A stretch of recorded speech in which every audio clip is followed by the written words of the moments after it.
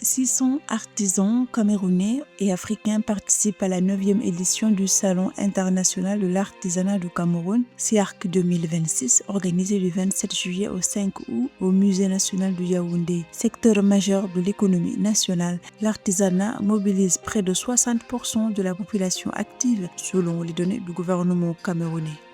La Banque ouest-africaine de développement a levé 88,3 milliards de francs CFA via sa première émission d'obligations samouraï durables sur le marché financier japonais. Cette opération compétitive se répartit en deux tranches de 76,6 milliards à 3 ans et 11,6 milliards à 5 ans.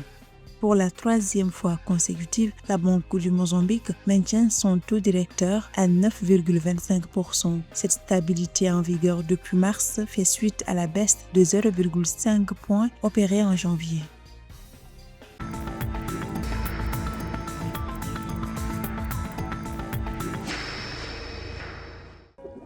Le musée national de Yaoundé est devenu un véritable carrefour de la créativité artisanale africaine. La 9e édition du Salon international de l'artisanat du Cameroun, SIARC 2026, réunissant plus de 600 artisans camerounais et africains. Du 27 juillet au 5 août 2026, l'exposition met en lumière la manière dont l'artisanat, au-delà de la simple préservation culturelle, devient un moteur d'innovation, d'emploi et de diversification économique. L'artisanat ne saurait être réduit à une activité de subsistance ou à la reproduction des techniques héritées du passé.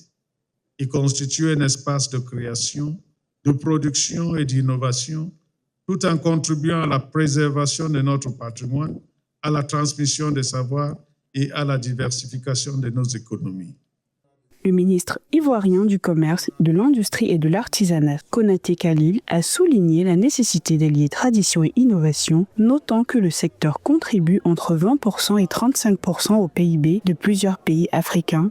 La tradition et la modernité ne s'excluent pas. Elles se complètent. La tradition donne à nos créations leur identité, leur authenticité et leur âme.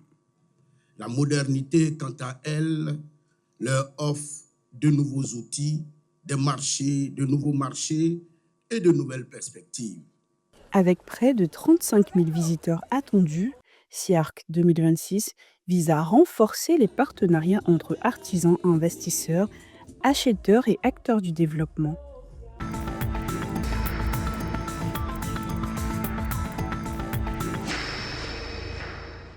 88,3 milliards de francs CFA ont été mobilisés par la Banque ouest-africaine de développement BOAD à travers sa première émission d'obligations samouraï durables sur le marché financier japonais. L'émission a été répartie en deux tranches, 76,6 milliards de francs CFA d'obligations à 3 ans avec un rendement de 3,72% et 11,6 milliards de francs CFA d'obligations à 5 ans, offrant un rendement de 4,29%. La BOAD indique avoir obtenu une tarification compétitive par rapport à la juste valeur des obligations de référence en dollars américains.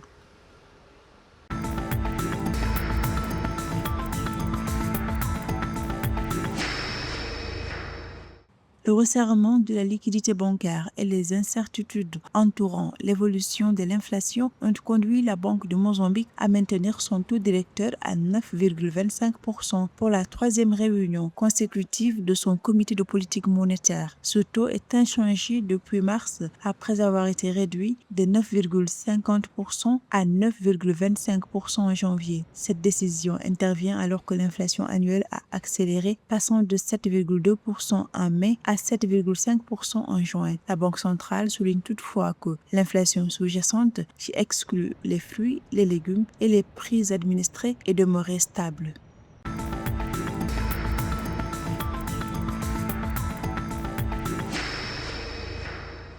Le groupe Ethiopian Airlines a réalisé un chiffre d'affaires de 9,1 milliards de dollars au terme de l'exercice fiscal 2025-2026, en hausse de 20% par rapport à l'année précédente et 9% au-dessus des objectifs fixés. Cette performance a été portée par la progression du tarif passager, l'expansion du réseau, la croissance du fret et le renforcement de la flotte. Au cours de l'exercice, la compagnie a transporté 20,7 millions de passagers, ouvert 4 nouvelles destinations internationales et étendu étendu son réseau domestique de 22 à 25 destinations.